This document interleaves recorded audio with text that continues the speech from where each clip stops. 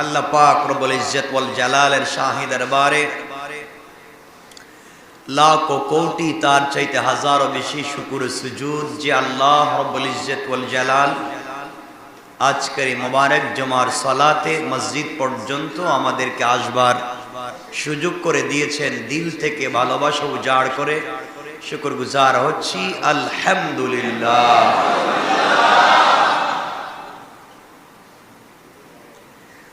কোরআনে কারীমের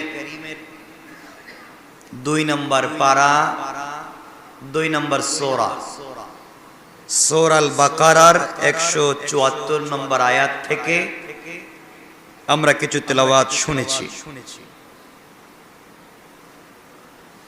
আল্লাহ রাব্বুল ইজ্জত ওয়াল জালাল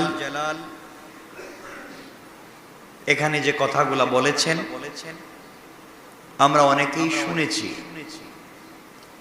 আজ আপনাদের কি কথাগুলো আবার মনে করিয়ে দিচ্ছি। এর আগের আয়াতে আল্লাহ রাব্বুল ইজ্জত ওয়াল জালাল অর্থাৎ এই পৃষ্ঠার প্রথম আয়াতে বলছেন ইন্নামা হাররামা আলাইকুমুল মাইতাতা ওয়াদ-দামা ওয়া লাহমাল খিনজির ওয়া মা উহিল্লা বিহি লিগাইরিল্লাহ। আল্লাহ বলছেন তিনি তোমাদের উপরে হারাম করেছেন, অর্থাৎ আল্লাহ মুসলমানদের উপরে হারাম করেছেন মৃত জীবকে খাওয়া, মৃত জীবের গোশত খাওয়াকে আল্লাহ হারাম করেছেন। কে? কি গোশত? মৃত। তাহলে মৃত প্রাণীর গোশত খাওয়া বলেন না। আমরা কি জীবিত খাই? মৃতই খাই। সবাই মৃত খায়, জীবিত কেউ খায় না। খাওয়ার প্রক্রিয়াটা ভিন্ন। যেটা এমনি এমনি মরে যায় আল্লাহর নাম বলা ছাড়া সেটা মৃত। একটা গরু রাত্রে মরে গিয়েছে, সকালে দেখলেন মরা। ছাগল মরে গিয়েছে, মরা। এটা মৃত প্রাণী, এটা খাওয়া। আর আপনি যেটা জবাই করে মারলেন আল্লাহর নাম বলে সেটা খাওয়া বলেন হালাল। তাহলে বোঝা গেল মৃত প্রাণীর গোশত খাওয়া বেচা কিনা হালাল। মৃত প্রাণীর গোশত খাওয়া হারাম, বেচা কিনা লেনদেন হারাম। তাহলে আজকালকে যারা মৃত প্রাণীর গোশত বাজারে বিক্রি করে জীবিত বলে যে জীবিত পশু জবাই করে বিক্রি করছে, রাত্রে মরেছে এটা রাত্রি জবাই করে রেখে দিছে। মরা প্রাণীকে জবাই করে বাজারে যারা গোশত বিক্রি করে, এক তো মৃত প্রাণী হারাম, তা তার বিক্রি হারাম, আর হালাল বলে প্রতারণা করে বিক্রি করে তাও হারাম। সুতরাং হারামকে যদি কেউ হালাল বলে বিক্রি করে, হারামকে যদি কেউ হালাল বলে বিক্রি করে এবং বিশ্বাস করে, সে কাফের। সে বলেন সে, অর্থাৎ হারামকে হালাল মনে করা কুফরি, হালালকে হারাম মনে করা কুফরি। সুতরাং কেউ যদি কোনো হারামকে হারাম মনে করে খেয়ে ফেলে, হারামকে হারাম মনে করে খেয়ে ফেলে, কবিরা গুনাহ, ঈমান যাবে না, গুনাহ হয়েছে। আর কেউ যদি হারামকে হালাল মনে করে খায়, গুনাহ হবে, ঈমানও যাবে, গুনাহ হবে। কথা কি বুঝতেছেন? এখান থেকে বুঝাতে চাইলাম যেই জিনিস হারাম তার লেনদেন হারাম, তার বেচা কিনা হারাম, তা খাওয়াও হারাম। হারামকে হারাম মনে করা এটা হচ্ছে ইসলামের বিধান। হারামকে হারাম জানবার পরে খেয়ে ফেলা কবিরা গুনাহ, হারামকে হালাল মনে করে খেয়ে ফেলা কুফরি। পরিষ্কার? এখন আপনারা চিন্তা করেন এই ব্যবসা কেউ করছেন নি পর্যন্ত? কথা বুঝেন নাই? তাহলে আপনারা গরুর গোশতের কথা, কুরবানির কথা বললাম, প্রাণী গোশতের কথা বললাম। এখন বলে বাজারে এই যে কোনো জিনিস বিক্রি হয়, যেমন একটা কাপড়, একটা নাট বল্টু, একটা যে কোনো জিনিস বাজারে হালাল পণ্য বিক্রি করা, হালাল হালাল পণ্য বিক্রি করা, লেনদেন হালাল। তো হালালের মধ্যে আপনি কোনোভাবে আপনার লিখনি দিয়া, আপনার কলমের খোঁচা দিয়া, আপনার মুখের কথা দিয়া আপনি একটু বাড়াইয়া বললেন, যা ছিল না তা বাড়াইয়া বললেন, হালাল না হারাম? যেমন আপনি ধরেন আপনি এক কোম্পানিতে জব করেন, আপনি গেলেন ইসলামপুর কাপড় কিনতে, কাপড় কিনছেন 30,000 টাকা দিয়া, মেমোতে লেখাইছেন 50,000, মালিকের কাছ থেকে চুরি করছেন কয় টাকা? খুব হালাল। কাপড় ব্যবসা হারাম না হালাল? বলেন না, হালাল না হারাম? এই যে কাজ করছেন এটা কে করছে? কে করছেন বলা লাগবে। যে এটা লেখাইলো সে, যে এটা লিখে দিল সে, দুজন চরম পর্যায়ের গুনাহগার। হালালকে হারাম বানিয়ে ফেলেছে, পুরা ব্যবসার সিস্টেমটাকে হারাম বানিয়ে দিয়েছে। সুতরাং এখানে হচ্ছে দুটা গুনাহ। আর মালিককে যে ঠকালো, একটা প্রতারণার গুনাহ, একটা ঠকাবার গুনাহ। তাহলে গুনাহ হইছে কয়টা? এই চার গুনাহ একজনের না দুজনের? যে এটা লিখে দিয়া 20,000 টাকা বাড়াইয়া দিল যে দোকানদার, এই মালিকের কাছ থেকে যে 20,000 টাকা কর্মচারীকে ঠকাইয়া নিল, মালিক তো হয়তো, এই দোকানদার হয়তো ওই কর্মচারীর মালিককে চিনে না। আজ না হয় কাল আমরা মরে যাব, কিয়ামত পর্যন্ত হিসাব থেকে যাবে। কিয়ামতের দিন আপনার কলমের খুঁচায় ওই মালিকের কাছ থেকে কর্মচারী দিয়ে বাড়িয়ে নেওয়া 20,000-এর জবাব আপনি দোকানদারি দেওয়া লাগবে। কথা বুঝতে পেরেছে?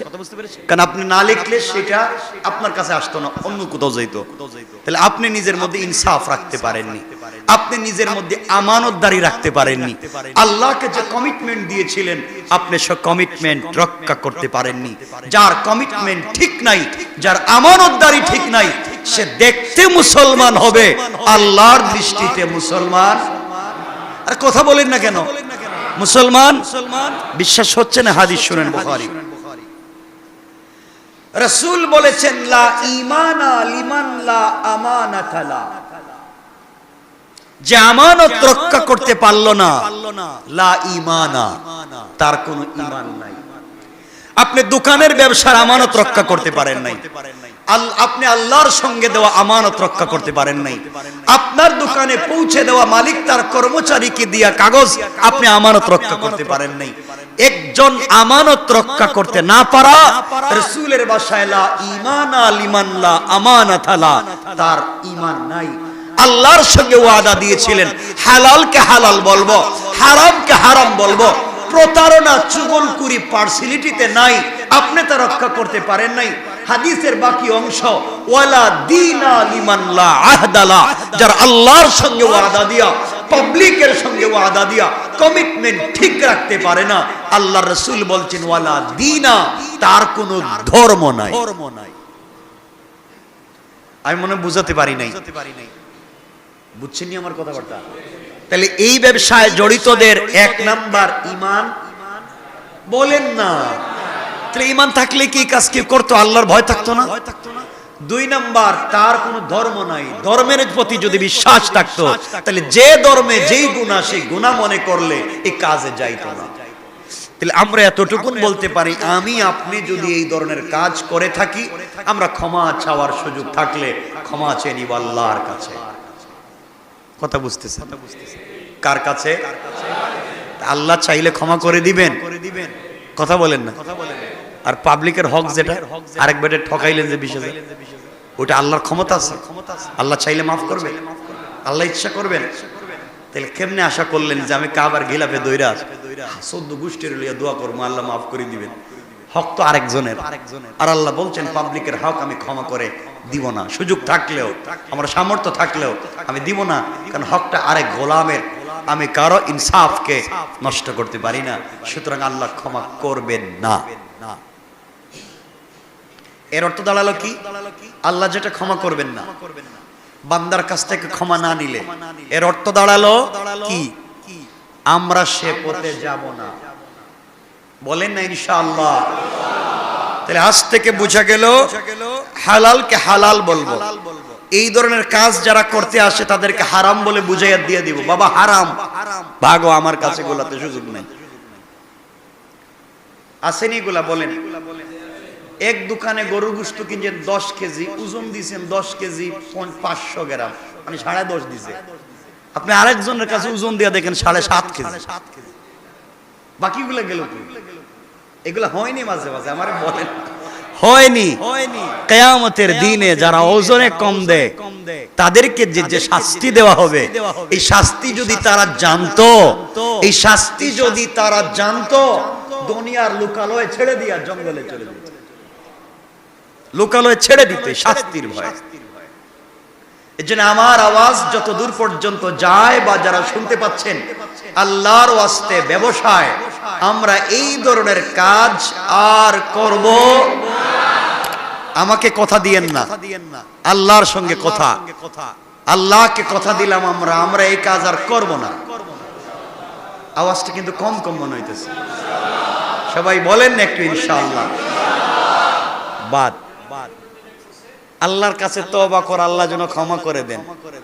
আর পাবলিকের সাথে যদি এই ধরনের কোনো কাজ হয়, যদি পাবলিককে পাওয়া যায়, তার কাছে ক্ষমা চাওয়া, তার রক্তের কোনো আত্মীয়কে পাওয়া যায়, তার বাপ, তার ছেলে, তার মেয়ে, তাদের কাছ থেকে ক্ষমা চেয়ে নেওয়া, তাদেরকেও যদি না পাওয়া যায়, এই বান্দার হক নষ্ট করার কারণে তার নামে সাদাকায়ে জারিয়া করে দেওয়া। সাদাকায়ে জারিয়া, সাদাকায়ে জারিয়া বুঝেন তো? যে সাদাকায়ে জারিয়া হচ্ছে একটা টিউবওয়েল দেওয়া, একজনকে পানির ব্যবস্থা করে দেওয়া, যতদিন পর্যন্ত এখান থেকে পানি পান চলবে আপনার ওই গোলাম এখান থেকে সওয়াব পাবে। আপনি একটা গাছ লাগাইয়া দেওয়া, একটা রাস্তা করে দেওয়া, একটা মসজিদের নিচ তৈরি করে দেওয়া, একটা মাদ্রাসার নিচ তৈরি করে দেওয়া। কারণ নিচ তো যেটা মাটির তলে চলে গেছে, এটা তো ভাঙ্গার সুযোগ নেই নাকি? পিলার গুলা কি ভাঙ্গে ফেলাই দিবে নাকি? ভাঙ্গার সুযোগ নেই, এটার নাম সাদাকায়ে জারিয়া। সাদাকায়ে জারিয়া কাউকে আমারে 500 টাকা দেওয়ার নাম না, এটা ভালো করে বুঝে রাখেন। আমারে দেওয়ার নাম কোন হুজুররে খাওয়ানোর নাম সাদাকায়ে জারিয়া না।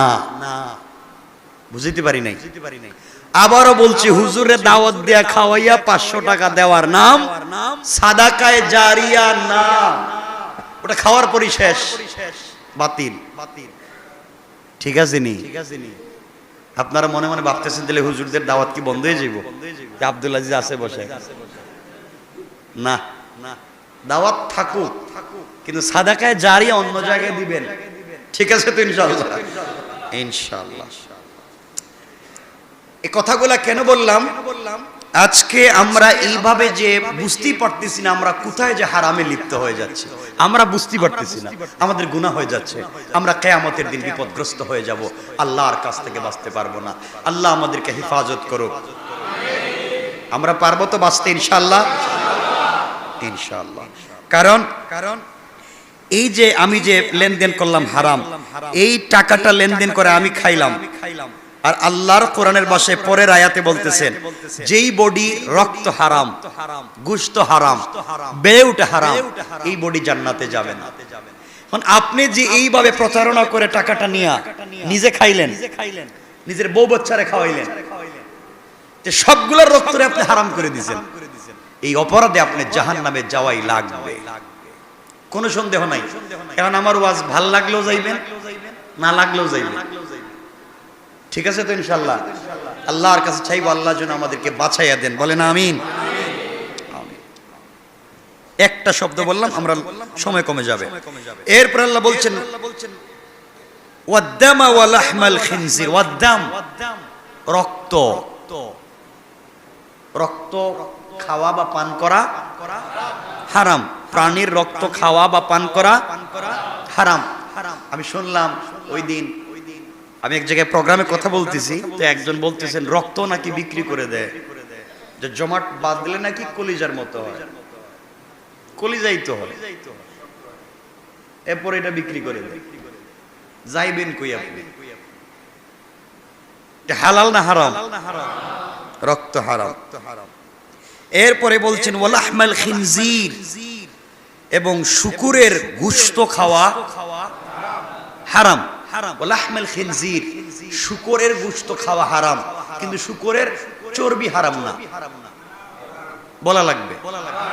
শুকরের গোশত, তার চর্বি, তার চামড়া।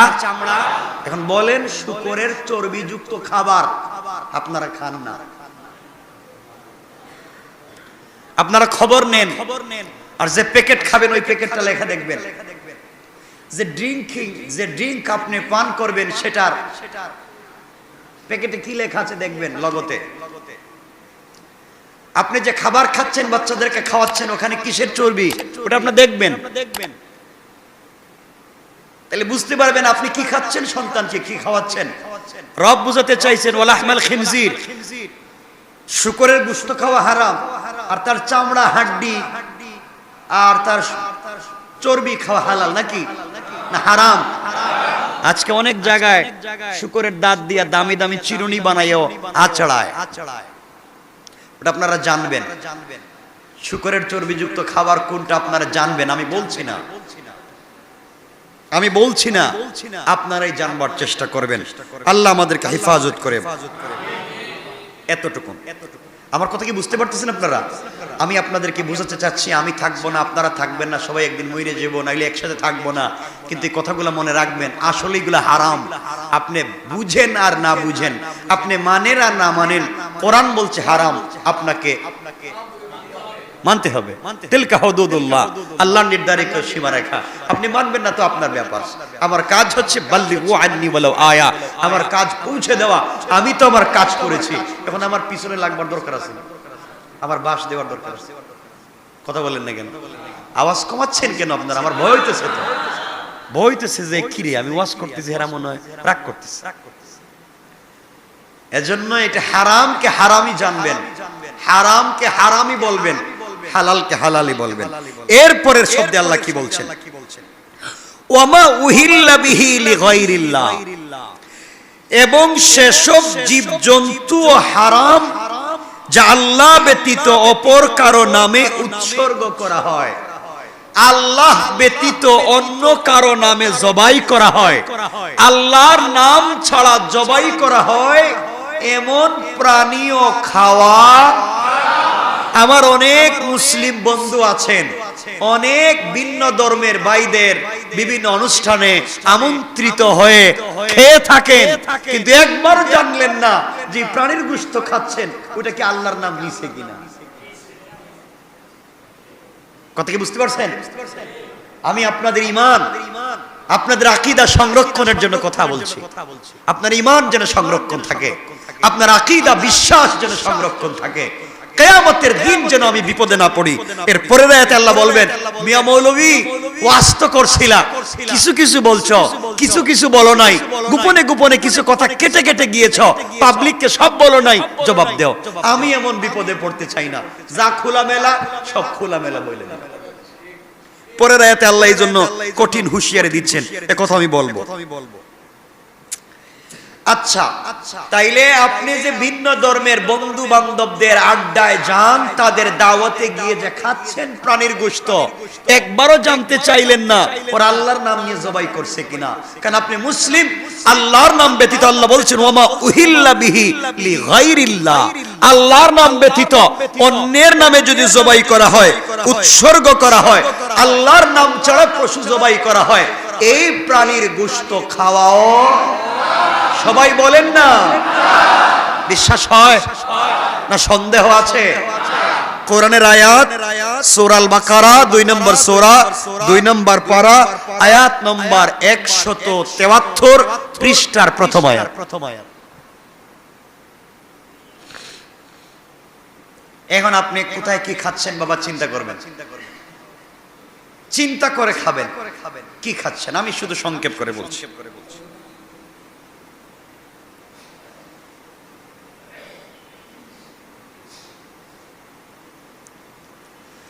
এরপর আল্লাহ রাব্বুল ইজ্জত ওয়াল জালাল বলছেন ফামানিতুররা গায়রা বাগি ওয়ালা আদিন ফালা ইসমা আলাইহি। এরপরের শব্দে আল্লাহ বলছেন অবশ্য যে লোক অনন্য উপায় হয়ে পড়ে, যে লোক কোনো উপায় নাই, পৃথিবীর কোন দেশের নাম বলতেছি না, একটা দেশে গেছে ধরেন 200-300 কিলোমিটারের ভিতরে কোনো হালাল খাবার নাই,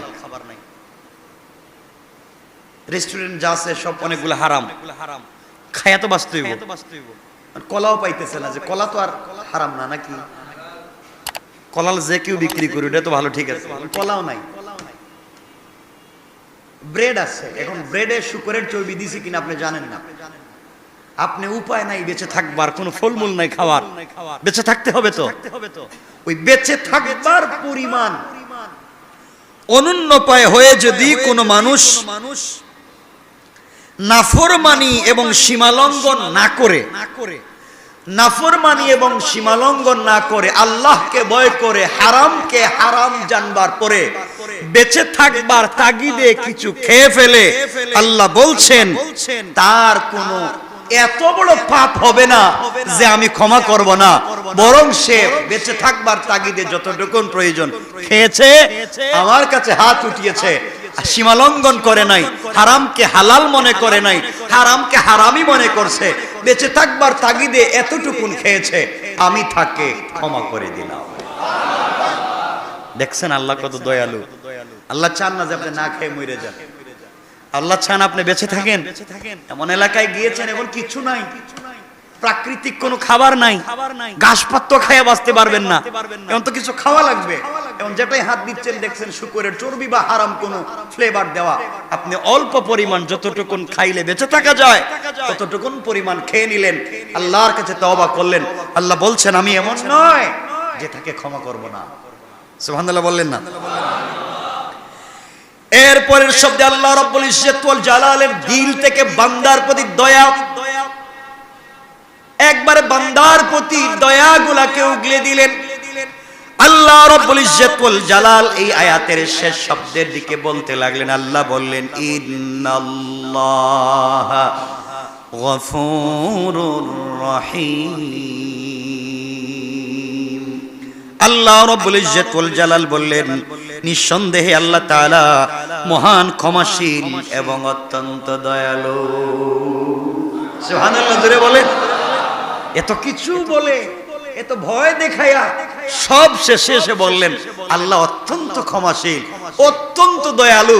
ভুল হয়ে গেছে তো কি হয়েছে, আমি তো ক্ষমাশীল, আমি তো দয়ার সাগর, আমার কাছে চাও আমি ক্ষমা করে দিব। সুবহানাল্লাহ বললেন। এখন আপনি আপনাদেরকে ঠিক মতো বললাম না, নিজের মতো করে আপনাদের উপরে উপরে উপরে উপরে ভাষা ভাষা কথা বলে গেলাম, কোরআনের সব কথা ঠিক মতো বললাম না।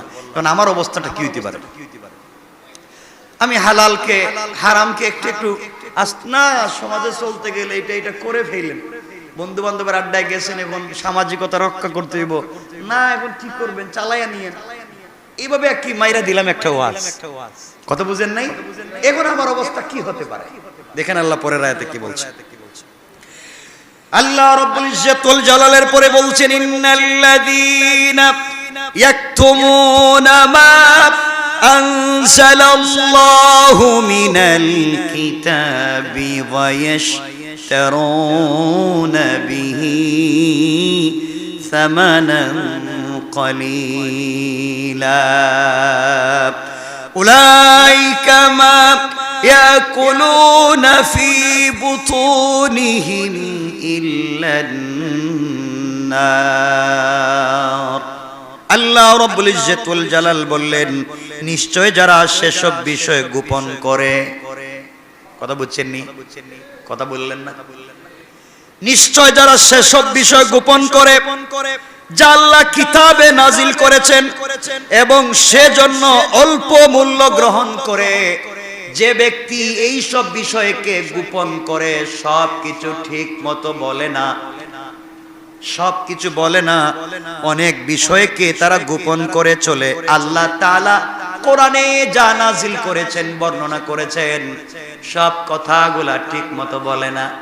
দুনিয়ার মানুষের কাছ থেকে অল্প মূল্য কিছু টাকা পাওয়ার জন্যে, কিছু টাকা পাওয়ার জন্যে, কিছু হাদিয়া পাওয়ার জন্যে, কিছু উপহার উপঢৌকন পাওয়ার জন্যে, কিছু বাহাবা পাওয়ার জন্যে, নিজের চাকরি টিকায়া রাখবার জন্যে যেই বান্দা সত্যকে সত্য না বলে সে গোপন করবে, এরপর আল্লাহ বলেন ওয়াস্তারুনা বিহি সামানান কালিলা, এগুলা না বলে সে অল্প মূল্য গ্রহণ করে কিছু টাকা পায়, সত্যকে সত্য বলে না, এমনি ভাষা ভাষা বলে যায়, বিনিময়ে কিছু টাকা পায়। এইভাবে যারা দুনিয়ার জমিনে সত্যকে গোপন করে চলে, আল্লাহ রাব্বুল ইজ্জত ওয়াল জালাল বলতে লাগলেন উলাইকা মা ইয়াকুলুনা ফি বুতুনিহিম ইল্লান নার, তারা তাদের পেটের ভিতরে আগুন ছাড়া আর কিছু ঢুকায় না। পড়েন নাউজুবিল্লাহ। এখন বুঝতে পেরেছেন? যারা ঠিক মতো বলবে না, যারা ঠিক মতো বর্ণনা করবে না, হালালকে হালাল বলবে না, হারামকে হারাম বলবে না, এমন ভাবে বলবে পাবলিক খুশি, সুবহানাল্লাহ, আলহামদুলিল্লাহ, কিছু হাদিয়া তুফা দিল, ওয়াস্তারুনা বিহি সামানান কালিলা, কিছু কম টাকা পয়সা পাইলো, বেচারা এভাবে বর্ণনা করে গেল। আল্লাহ বলেন ফি বুতুনিহিম ইল্লান নার, ও বেচারা তার পেটে আগুন ছাড়া আর কিছু ঢুকাইলো না। এখন কি আমি ভাষা ভাষা কথা বইলা কি আগুন পেটে ঢুকামো? আর আপনারা এভাবে বইলা বইলা কি আগুন পেটে ঢুকাবেন? শুধু আমি বাঁচবো না, আপনারাও বলেন না সবাই। তাহলে আমাকেও বলতে হবে ক্লিয়ার, আপনাদেরকেও শুনতে হবে ক্লিয়ার, এবং আমি যখন থাকবো না আমার অবর্তমানে আপনারাও যেখানে ছড়িয়ে ছিটিয়ে থাকবেন সব জায়গায় আপনাদেরকেও বলতে হবে পরিষ্কার, ঠিক কিনা বলেন? তাহলে আমি আপনাদেরকে জানাইয়া দিছি, আল্লাহ বলছেন জানার পরে যদি কেউ গোপন করে। এখন কি আপনাদের জানা নাই? কথা বললেন না। তাহলে আপনারা আমার মতো জানেন। এখন যদি আপনারা বলেন না, তাহলে আপনারা গোপন করছেন। তাহলে আপনারা গোপন করছেন, এই অপরাধের শাস্তি কি? পেটে কি? সবাই বলে। আপনার চুলের আগুন বলেন না, কিসের আগুন? জাহান্নামের আগুন। যে আগুনকে 70,000 বছর আল্লাহ জ্বালাইয়া পুড়াইয়া লাল করে, একেবারে লাল করে রেখে দিয়েছেন, এই আগুন যাবে পেটে। তো এটার অর্থ দাঁড়াইলো কি আপনার পেট ঠিক থাকবো? কথা বলেন, এই আগুন পেটে যাওয়ার পরে কি পেট থাকবো, চামড়া থাকবো, না সব জ্বালাইয়া দিব? আল্লাহ আমাদেরকে মাফ করুক। সবাই বলেন আমিন। এতটুকুন শুনলেন, যাক, আল্লাহ বলছেন আগুন পেটে ঢুকাবেন। কি হইল? রাসূল তো আছেন কিয়ামতের দিন, শাফাআত করবেন, সুপারিশ করবেন। আর আমার ছেলে মেয়ে, আমার পীর সাহেব বুজুর্গ সব আছেন, বন্ধু বান্ধব আছে, এরা হয়তো আমাকে আল্লাহর কাছ থেকে সুপারিশ করে কিয়ামতের দিন বাঁচাইয়া দিবে। এতটুকুন আপনি আমি চিন্তা করতে পারি না? পারি না? পারি। আল্লাহ কি বলছেন? আল্লাহ রাব্বুল ইজ্জত ওয়াল জালালের পরে বলছেন ওয়ালা ইউকাল্লিমুহুমুল্লাহু ইয়াওমাল কিয়ামাহ,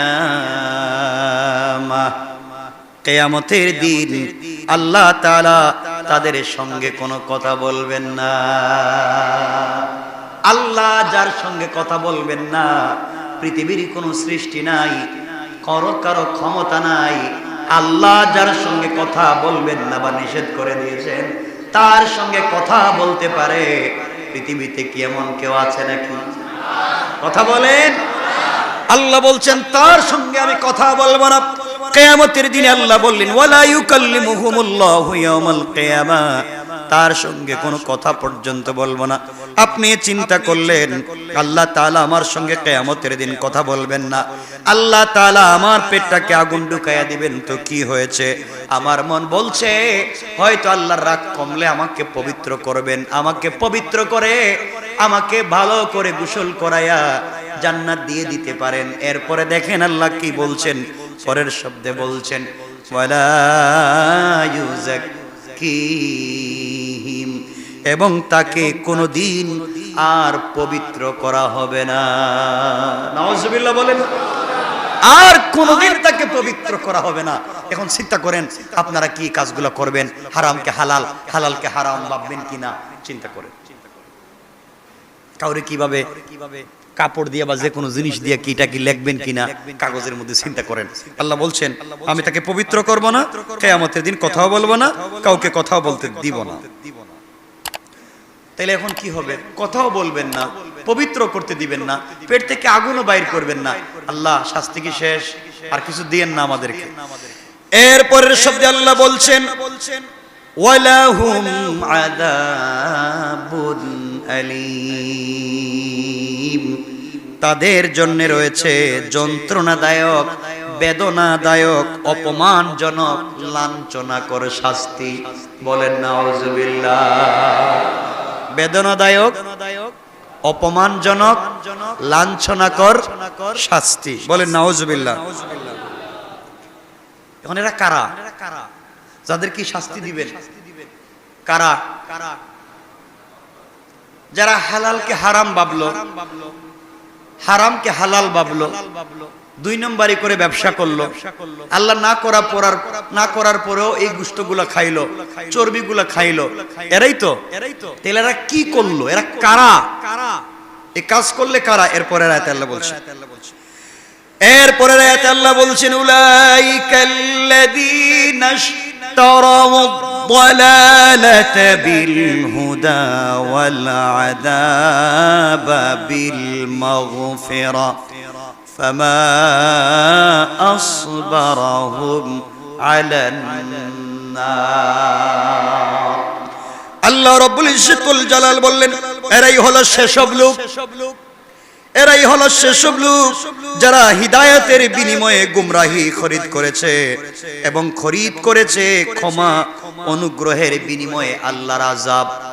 যারা হেদায়েতের বিনিময়ে গুমরাহি গ্রহণ করেছে আর আল্লাহর দয়া মায়ার বিপরীতে গ্রহণ করেছে আল্লাহর রাগ এবং গুসা, আল্লাহ রাব্বুল ইজ্জতুল জালাল বললেন তাদেরকে কোথায় দিবেন? আল্লাহ বললেন ফামা আসবারাহুম আলান নার, অতএব তাদের জন্য রয়েছে দুজখের উপর কেমন করে তারা ধৈর্য ধারণকারী হবে, বরং তাদেরকে আমি আল্লাহ এমন জাহান্নামের আগুন দিয়ে জ্বালাবো যাতে তারা কোনোদিন ধৈর্য ধরতে পারবে না। চিন্তা করছেন শাস্তির কন্ডিশনটা কি হইতে পারে? না বুঝতে পারতেছেন না আপনারা? আল্লাহ আমাদেরকে হেফাজত করে, বলেন আমিন। আর এটা এজন্য, এখন এটা এজন্য যে আল্লাহ তাদেরকে এত শাস্তি দিবেন, এত কষ্ট দিবেন, এজন্য আল্লাহ বুঝাতে চান আমি দিলাম তাদের কাছে কোরআন, যালিকা বিআন্নাল্লাহ নাযালাল কিতাবা বিল হক, আমি তাদেরকে নাজিল করলাম সত্য কিতাব, জানাইয়া দিলাম সত্য কথা, বুঝাইয়া দিলাম সত্য কথা। এরপরও তারা আমার কথাবার্তা মানলো না, তাদের মন গড়া বিজনেস করলো, তাদের মন গড়া খাইলো, তাদের মন গড়া ঘুরলো, তাদের মন গড়া সব কাজ কাম করলো। এত বুঝানোর পরে, এত ভয় দেখানোর পরে তারা ফিরে আসলো না, বরং ইস্তেকামত করলো। এই টাকা দিয়া বাড়ি করলো, গাড়ি করলো, মিল ফ্যাক্টরি করলো, কলকারখানা করলো, শিল্প করলো, সব করলো, বউ বাচ্চারে খাওয়াইলো, পড়াইলো, সব করলো হারাম টাকা দিয়া। আল্লাহ বলেন আমার তো আর কিছু করার নাই, তুমি তো নিজে মরছো, পুরো ফ্যামিলিরে মারছো। কথা বলেন না কেন? একজন না পুরো পরিবার, যারা খাওয়াইছেন হে বেচারার বিপদে ফেলাইছে।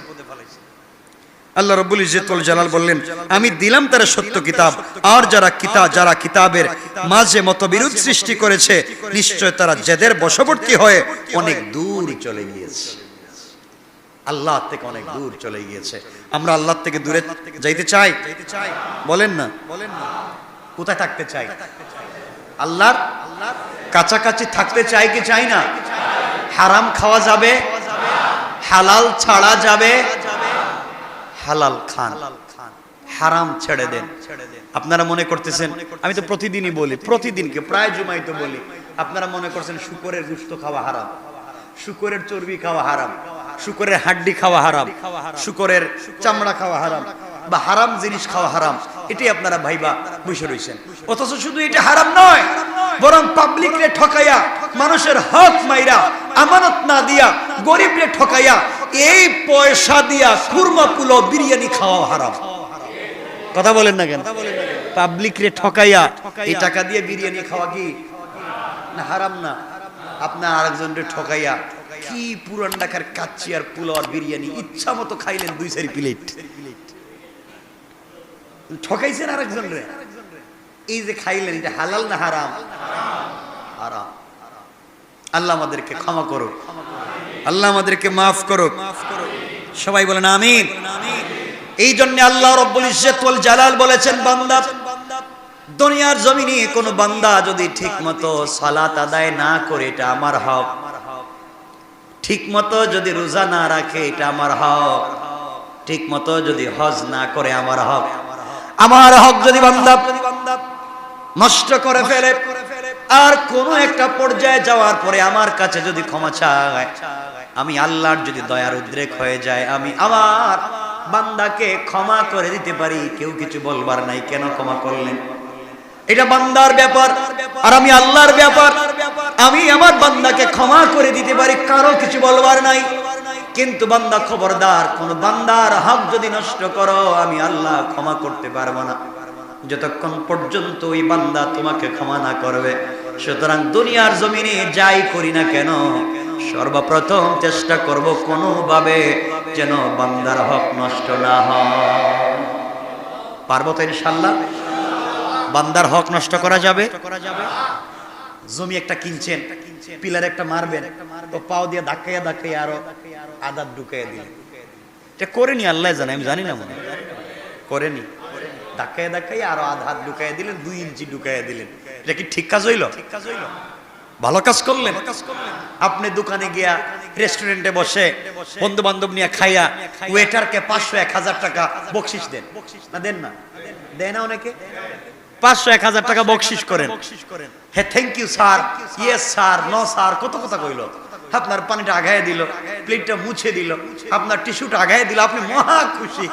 আপনি তার 500-1000 টাকা বকশিশ করলেন, অথচ তাকে এই কাজের জন্য এই কোম্পানি বা এই দোকানদার বেতন দেয় নাকি? আপনি ওকে 500-1000 টাকা দিতে আপনি মহা খুশি, কোনো আপত্তি নাই। কিন্তু রিক্সাওয়ালা মাথার গাম পায়ে ফেলে টানতে টানতে, বুড়া মানুষ 3 জন মুঠা মুঠা, এক একজনের ওজন হচ্ছে 85 কেজি, এমন 3টা উঠছে, টানতে টানতে নিয়ে এসে এখন হেরে 10 টাকা না 2 টাকা বেশি দিলে থাবড়ায়। চার্জ কেন 2 টাকা বেশি? ঠিক না? তাকে মিথ্যা বললাম? আপনি ওখানে 500-1000 টাকা দিতে পারলেন, আর ওই বেচারা মাথার গাম পায়ে ফেলে টেইনে টেইনে আপনারা নিয়ে আসছে। এখানে তো হক তো দিতেছে না, উল্টা পিডা। আছে না এগুলা? এগুলা করা যাবে? আমার কথা কি কষ্ট পাচ্ছেন আপনারা? করা যাবে, আল্লাহ আমাদের ক্ষমা করুক, বলেন আমিন। আল্লাহ আমাদের মাফ করুক। এই জন্য আল্লাহ রাব্বুল ইজ্জত ওয়াল জালাল বলেছেন, বান্দা, দুনিয়ার জমিনে চলবার পথে চিন্তা করবা যেন আমানতের খেয়ানত না হয়ে যায়, কারোর সঙ্গে ওয়াদা দিলে যেন নষ্ট না হয়ে যায়। শুরুতে যে হাদিস পড়েছিলাম, রাসূল বলেছেন, লা ঈমানা লিমান লা আমানাতা লা, যাদের আমানত রক্ষা করতে পারে না তাদের ঠিকমতো ঈমানের পূর্ণাঙ্গতা নাই। ওয়ালা দীনা লিমান লা আহদা লা, যারা ওয়াদা দিয়া ওয়াদা রক্ষা করতে পারে না, ওই জায়গার মধ্যে তাদের ধর্মের মধ্যে কোনো পূর্ণাঙ্গতা নাই। এই জন্য কাউকে ওয়াদা দেওয়ার আগে চিন্তা করবেন, কাউকে ওয়াদা দেওয়ার আগে চিন্তা করবেন, আমানত রক্ষা করার ব্যাপারে চিন্তা করবেন। আমার রাসূল সাল্লাল্লাহু আলাইহি ওয়াসাল্লামের কাছে মক্কার কাফেররা আমানত রাখতো, আলামিন মনে করত। নবীজিকে সারাদিন গালি দিত, সারা রাত্র মারবার চেষ্টা করত। কেমনে মুহাম্মদকে মারা যায়, কোন জায়গায় মুহাম্মদকে আটকায়া দেওয়া যায়, কেমনে আঘাত করা যায়, কেমনে পিটানো যায়, এই চিন্তা সারাদিন কাফেরেরা করত। রাত্র কেমনে মারা যায় চিন্তা করত। কিন্তু দিন শেষে তারা নিজের সম্পত্তি আমানত রাখত রাসূলের কাছে। আল্লাহু আকবার বললেন না? নবীজিকে খুঁজে মারবে কিন্তু আমানত রাখে তার কাছে, আল আমিন। কারণ এটা জানে যে লোকের কাছে আমানত রাখলে টাকা যেভাবেই দিব এভাবেই পাবো, যে জিনিস যেভাবেই দিব এভাবেই পাবো। সারাদিন রাগারাগি গালাগালি করলেও আমানত রাখবার জন্য বইলা দেয়। আবু জাহেলের কাছে পাবলিক, আবু জাহাল তো সারাদিন তো মুহাম্মদের গালি গালাজ করলাম, পিটাপিটি করলাম, এখন টাকা পয়সা কই রাখবো? জাগা মুহাম্মদের কাছে রাখ। আল্লাহু আকবার। যারা সারাদিন গালি দিলাম, সারাদিন পিটালাম, রাত্রি এর কাছে টাকা রাখবার কথা বলে, কারণ দিন শেষে বুঝছে যাই করি এই লোকের মতো আমানতদার আর নাই। আল্লাহু আকবার। এটি রাসূলের চরিত্র, সুবহানাল্লাহ। এমন চরিত্র তো আমাদের হওয়ার কথা। আমাদের হওয়ার কথা এটা। এটা ছিল আমার রাসূলের কেমন চরিত্র ছিল। আমার বন্ধুগণ, যেই রাত্রে নবীজি সাল্লাল্লাহু আলাইহি ওয়াসাল্লাম হিজরত করে মক্কা থেকে মদিনায় চলে যাবেন, ওই রাত্রে পর্যন্ত নবীজির কাছে কয়েক হাজার কয়েক শত লোকের আমানত ছিল। রাত্রবেলা যখন নবীজির ঘরটাকে সবাই ব্যারিকেড দিয়ে ফেলেছে, আবু জাহালের কাছে মক্কার কাফেররা জানতে চাইলো, আবু জাহাল, মুহাম্মদের ঘর যে ব্যারিকেড দিলাম তাকে মেরে ফেলবো, তার কাছে না আমাদের আমানত। আবু জাহাল বলছে, দূর যাই হোক, মুহাম্মদরে মারতে গেলেও আমানত নষ্ট হবে না। আল্লাহু আকবার। ওকে মারবার জন্য ঘর ব্যারিকেড দিচ্ছে, কোনো সমস্যা নাই, ও আমানত নষ্ট করবে না, মরার সময় হলেও আমানতটা পৌঁছে দেবে। চিন্তা করতেছেন রাসূলের প্রতি তাদের বিশ্বাস, তাদের ইস্তেকামত কেমন ছিল, যে লোকরে যাই করি ও আমানত নষ্ট করতে পারে। এটা কি আমাদের আছে নাকি? এই কাজ কি আমাদের আছে? দোকানের মালিক 20 বছরে বিশ্বস্ত দোকানের কর্মচারীর 30 লাখ টাকা দিয়ে বলছে, যা 2-4-5,000 10-20,000 দিয়ে দেখছি তুই তো বহুত বিশ্বস্ত, যা টাকাটা ব্যাংকে রাইখা। সে আল্লাহর নাম কইয়া বাসে উঠে গেছে ডাইরেক্ট নিজের বাড়িতে। এগুলা হয় না মাঝে মাঝে? সব নিয়ে গেছে। এমন হয় মাঝে মাঝে সব খায় ফেলে। অল্প অল্প করে একটা বিশ্বাস জমায়, এরপর খাওয়ার সময় মুরগিও খায়, ডিমও খায়, মানে যা আছে সব খায় ফেলে। এমন নাই? আছে না নাই? আল্লাহ আমাদেরকে হেফাজত করুক। আমার কথা কি বুঝতে পারতেছেন আপনারা? আপনাদের দিলে কি লাগতেছে? এমন কাজ কারবার কি করেননি আপনারা? বলেন। সব আল্লাহর ওলি, আল্লাহ হেরা আল্লাহর ওলি, তুমি ওলি বানাইয়া দাও, জোরে বলেন না আমিন। সবাইরে ওলি বানাইয়া দাও, বলেন আমিন। আমি চাই কিয়ামতের দিন আমিও আল্লাহর সামনে এভাবে আমরা সবাই একত্রিত হব আর বলবো, আল্লাহ আমরা তো সবাই বিশ্বস্ত, সবাই আমানত রক্ষা করেছি, সবাই ওয়াদা রক্ষা করেছি, আল্লাহ আমাদের একটা মুসল্লিকেও তুমি জাহান্নামে দিও না, সবাইকে রাসূল পাকের সঙ্গে জান্নাতুল ফিরদাউস দিও। জোরে বলেন না আমিন। আমরা তো যেতে চাই, আমিও যেতে চাই, আপনাদের সাথে যেতে চাই। কথা হচ্ছে আমরা যেন কথা ঠিক রাখি, কমিটমেন্ট ঠিক রাখি, ওয়াদা ঠিক রাখি। আল্লাহকে দেওয়া ওয়াদা, পাবলিককে দেওয়া ওয়াদা আমরা রাখতে পারবো তো ইনশাআল্লাহ? চেষ্টা করবেন, নামাজেও চেষ্টা করবেন, নামাজের বাহিরেও চেষ্টা করবেন, সকল জায়গায় যেন আমরা ওয়াদা রাখতে পারি ইনশাআল্লাহ। আমি যে বারবার গড়ি দেখি, আপনারা আমার অনেকে জিজ্ঞাসা, হুজুর সময় তো চলে যায়, এই যে দেখেন আমাদের একটা বোর্ড আছে, দেখতেছেন নি? দেখা যাচ্ছে নি? দেখেন তো কর্নারে জুমার নামাজের টাইম কয়টায় লেখা দেখেন? 45। মাঝে মাঝে 1-2 মিনিট দেরি হয়ে যায়, কোন সময় তো কমও হয়। কম হইলে তো আপনারা কিছু কন না, বেশি হয়ে গেলে কিছু কয়া ফেলার মনে হয়। তা আমি তো যত কম কথা বলবো তত লাভ, আমার লাভ। 2 মিনিট কম বলতে পারলাম। আসলে বলি যে এটা আমার জন্য নয়, আমাদের সকলের জন্য। ওই কথাটা শেষ হচ্ছে না, এমন একটা জায়গায় রাখতেছি, ওটা আগামী শুক্রবার আসতে আসতে আপনারা ভুলে যাবেন। এই ব্যাপারটা মনে থাকবে না, যেন শেষ করতে করতে 2-4 মিনিট দেরি হয়ে যায়। তা আশা করতেছি দেরি না করা ভালো, এই টাইমের ভিতরে আমরা শুরু করবো ইনশাল্লাহ। আর কষ্ট হবে না তো আপনাদের? না আরো 2-4-5 মিনিট আগে শুরু করে দিতাম? ঠিক আছে, তাহলে এটা ঠিক থাকলো, আমরা এর ভিতরে ইনশাল্লাহ শুরু করে দিব ইনশাআল্লাহ। টাইমটা দেখেন আপনারা, আশা করি আমরা বিভ্রান্ত হব না ইনশাআল্লাহ। এটা নির্ধারিত টাইম, কর্তৃপক্ষের নির্ধারিত টাইম। 1-2 মিনিট দেরি হয়ে যায়, মাঝে মাঝে হয়ে যেতে পারে না। আমরা তো আর ফেরেশতা না যে আল্লাহ যে টাইম জিবরাইল রেখেছে সেই টাইমে আইছে, এটা তো সম্ভব না। এজন্য আল্লাহ আমাদের সবাইকে কবুল করো, সবাই আমানতদার হয়ে যায়, সবাই ইনসাফওয়ালা হয়ে যায়, সবাই ওয়াদা রক্ষাকারী হয়ে যায়, সবাই ভাই ভাই হয়ে যায়, দিলটাকে পরিষ্কার করে ফেলি। বলেন না আমিন। আমি গত জুমায় বলেছি, আর আগের জুমায় বলেছি, আল্লাহ দেখবেন কি? কলব। আল্লাহ কি দেখবেন? দিল, আত্মা দেখবেন। বডিতে কি আছে আল্লাহ জানতে চাইবেন না, আল্লাহ জানতে চাইবেন ওই জায়গাটা এটা গোশতের টুকরা আছে, ওই গোশতের টুকরাটা ঠিক আছে কিনা। এজন্য কলব সালিম, এই কল্পটাকে, এই দিলের এই টুকরাটাকে আমরা পরিষ্কার পরিশুদ্ধ রাখবো ইনশাআল্লাহ। আল্লাহ রাব্বুল ইজ্জত ওয়াল জালাল বলেছেন, বান্দা দুনিয়ার জমিন থেকে আমার কোন গোলাম বিদায় নেওয়ার সময় যদি কল্পটাকে পরিষ্কার করবার চেষ্টা করে, জীবনে শুধু ভয় করে আল্লাহ আমি তো মরে যাব, কখন জানি মরে যেতে পারি, না জানি হক আদায় করতে পারলাম না, না জানি তোমার সঙ্গে ভালো সম্পর্ক করতে পারলাম না, না জানি তোমার হাবিবের সঙ্গে ভালো সম্পর্ক রাখতে পারলাম না, না জানি তোমার হাবিবকে খুশি করতে পারলাম না। আয় আল্লাহ তাআলা, দুনিয়ার জমিনে তুমি যেইভাবে বলেছো ওইভাবে তোমাকে সন্তুষ্ট করতে পারি নাই, তোমার পথে চলতে পারি নাই, তুমি যেভাবে বলেছো হক আদায় করতে পারি নাই। দিলের ভিতরে তড়পার তামান্না আছে, ভয় আছে, কখন জানি মরে যাই, কেমনে মরবো, আল্লাহর কাছে কি জবাব দিব। আল্লাহ রাব্বুল ইজ্জত ওয়াল জালাল বলেন, বান্দারে তোমার দিলের ভিতরে মৃত্যুর আগে যে ভয় ঢুকে গিয়েছে, আমার প্রতি একটা টান ঢুকে গিয়েছে, আমার প্রতি দুর্বলতা চলে এসেছে, দুনিয়া থেকে দূরে থাকতে চাও, আমি আল্লাহর কাছাকাছি থাকতে চাও কিন্তু পারো না। আমি আল্লাহ রাব্বুল ইজ্জত ওয়াল জালাল তোমার এই দিলের দুর্বলতার টানটাকে কবুল করে ইন্তেকালের সময় কালিমা পড়ায়া আমি আল্লাহ জান্নাতটা চোখের সামনে রেখে কিয়ামতের দিনে রাসূলে পাকের নিজ হাতে হাউজে কাউসারের পানি পান করায়া আমার কুদরতের হাত দিয়া জান্নাতের ওয়াদা দিয়ে দিলাম। পারবো তো ইনশাআল্লাহ? আল্লাহ আমাদের কবুল করো, বলেন আমিন। আমার জন্য দোয়া চাই, আপনাদের জন্য দিল থেকে দোয়া থাকবে। আজকে তাফসীর বাদিশা হবে, আপনারা সবাই আমন্ত্রিত ইনশাআল্লাহ। তাফসীরে আসবেন তো ইনশাআল্লাহ?